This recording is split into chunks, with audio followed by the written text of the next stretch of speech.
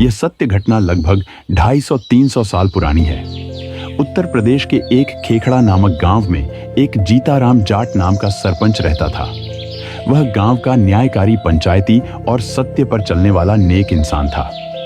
उसी गांव में एक घीसा दास जी नाक के नीची जाति के संत भी थे। परमात्मा कबीर साहिब उन्हें छोटी उम्र में मिलकर सत भक्ति और पूर्ण परमात्मा की जानकारी प्रदान किए थे। घीसा दास जी उसी गांव में सत्संग किया करते थे तथा दीक्षा भी दिया करते थे। उनके भक्तों को परमेश्वर अनेकों सुख तथा लाभ देता था। भक्त लोग रात में भी सत्संग सुनने जाते थे। सत्संग में स्त्री पुरुष दोनों ही जाया करते थे। गांव के लोग इस बात को लेकर चिंता जाहिर करने लगे। सभी ने एक पंचायत की बैठक की। भाइयों, उस घीसा दास की सत्संग में स्त्री पुरुष रात में भी जाते हैं। हाँ भाई लोगों, कुछ गलत हो गया तो चारों तरफ हाहाकार मच जाएगी। उसे रोकना ही होगा। हाँ, उसे कहो कि ये सत्संग वगैरह बंद कर दे, वरना अच्छा नहीं होगा। हाँ, मैं स्वयं ही जाकर इस बारे में बात करूंगा। आप निश्चिंत रहिए। कल मैं जाकर उन्हें मना करता हूं।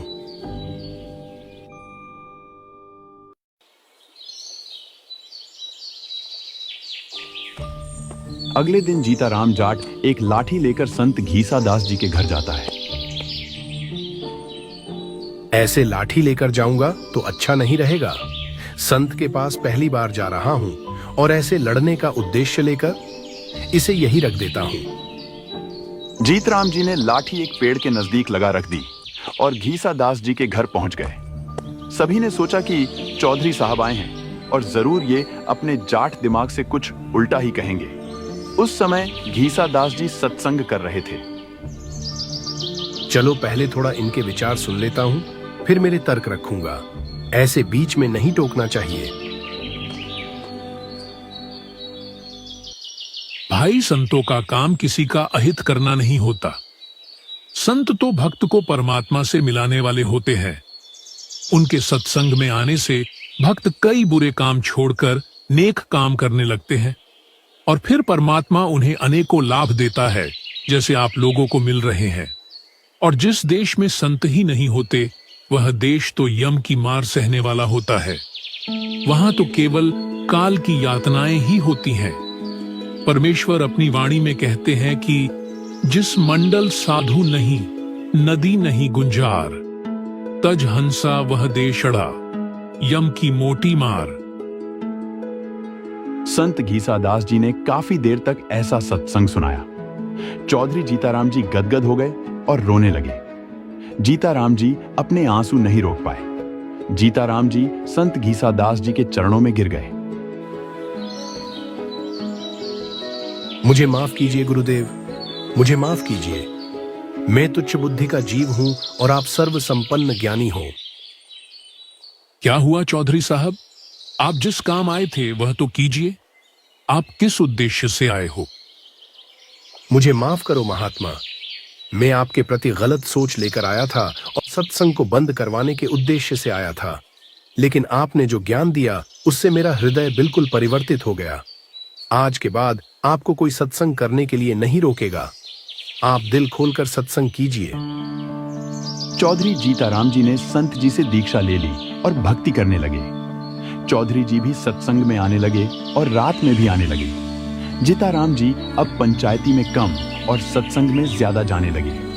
पूरा गांव उनकी इस बात पर निंदा करने लगा। रोज पंचायत करने लगे और जीताराम जी को सरपंच से हटा दिया। भाई, इन्हें इस गांव में ऐसा करने से रोकना होगा, वरना अब बात बिगड़ने वाली है। हाँ भाई लोगों, ये सही कह रहा है। ये रुकते तो है नहीं, इन्हें अपने गांव से ही निकाल देते हैं। जीताराम जी के परिवार वाले भाई, बंधु और चाचा ताऊ सभी पंचायत के इस फैसले से खुश थे। वे भी जीताराम जी से झगड़ा करने लग गए थे।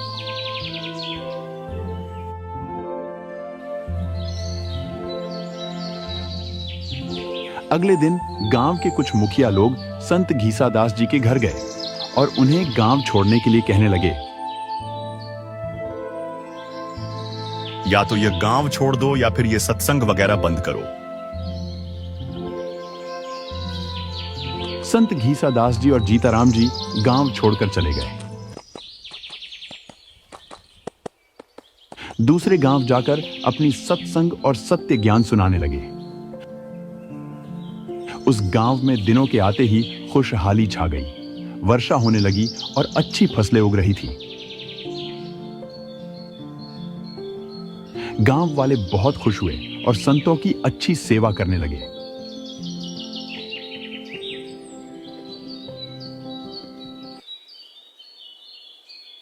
उधर खेखड़ा गांव के उल्टे दिन शुरू हो गए। गांव में आकस्मिक दुर्घटनाएं घटने लगी। अकाल मृत्यु होने लगी।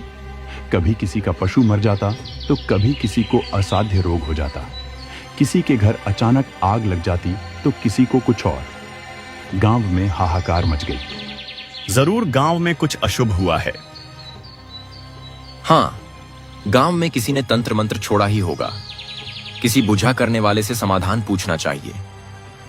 अगले दिन गांव के कुछ मुखिया लोग एक बुझा तांत्रिक के पास जाते हैं। गांव वालों, कुछ दिन पहले 2 महान आत्माएं आपके गांव को छोड़कर गई हैं। गांव में अफरा तफरी का कारण यही है कि आपने किन्हीं पूर्ण परमात्मा के भक्तों को कष्ट दिया है। गांव को बचाना है तो कैसे तैसे करके उन्हें वापस लाइए, वरना गांव को कोई नहीं बचा सकता। गांव वालों को समझते देर नहीं लगी और अपने आप को कोसने लगे। खेखड़ा गांव आकर उन्होंने पूरी सच्चाई बताई। सभी ने निर्णय करके संत घीसादास जी जीताराम जी को वापस लाने की योजना बनाने लगे।